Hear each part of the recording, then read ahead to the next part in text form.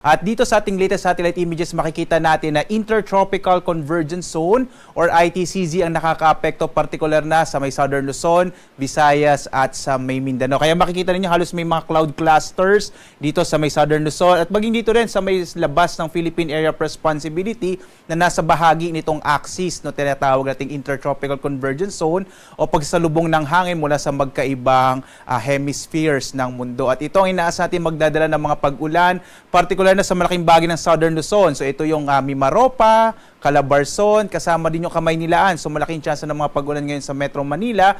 Gayon din sa Central Luzon.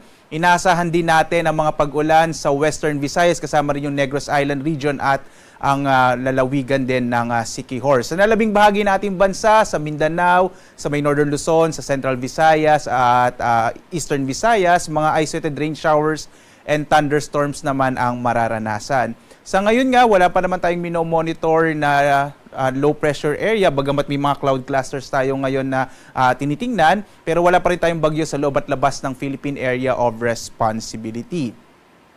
Samantala, narito ang ating nasang magiging lagay ng panahon, partikular na dito sa Luzon.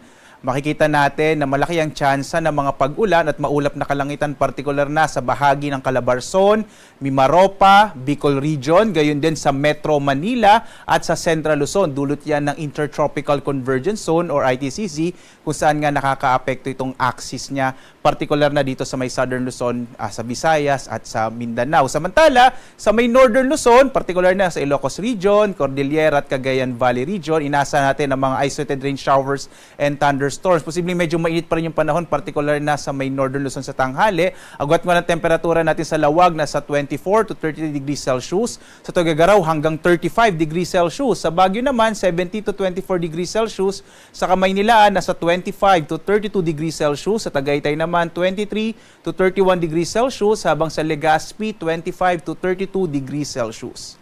Dito naman tayo sa Palawan, Visayas at Mindanao. Makikita natin na malaki rin yung tsansa ng mga pag-ulan sa Palawan, dulot ng ITCZ at ang agwat ng temperatura sa Calayan Islands nasa 25 to 31 degrees Celsius, habang sa Puerto Princesa City 25 to 31 degrees Celsius. At magiging maulan din sa malaking bahagi ng Western Visayas kasama yung Negros Island region at Siquijor.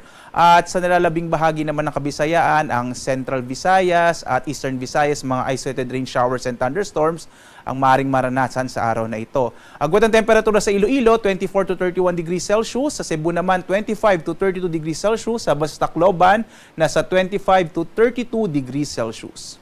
Samantala, sa Mindanao naman, bahagyang maulap hanggang sa maulap na kalangitan at may mga tsansa din ng mga pag-ulan sa hapon hanggang sa gabi, dulot ng mga localized thunderstorms at ng ITCZ sa malaking bahagi ng Mindanao. Yung agwat ng temperatura natin sa Zamboanga, 24 to 33 degrees Celsius. Sa Cagayan de Oro naman, 24 to 32 degrees Celsius. At sa Davao, 24 to 33 degrees Celsius. Inaasahan nga natin sa mga susunod na araw patuloy na magdadala ng mga pag-ulan itong ITCZ, particular na dito sa may bahagi ng Palawan area, Western Visayas at maging dito sa may Zamboanga Peninsula.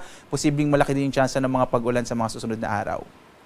Sa ngayon naman, wala tayong nakataas na gale warning, kaligtas pa rin na pumalaot ang mga sakyang pandagat kahit yung maliliit na mga bangka sa mga baybayin ng ating bansa. Samantala, ang araw natin sisikat mamayang 5:33 na umaga at lulubog, ganap na 6:30 ng gabi.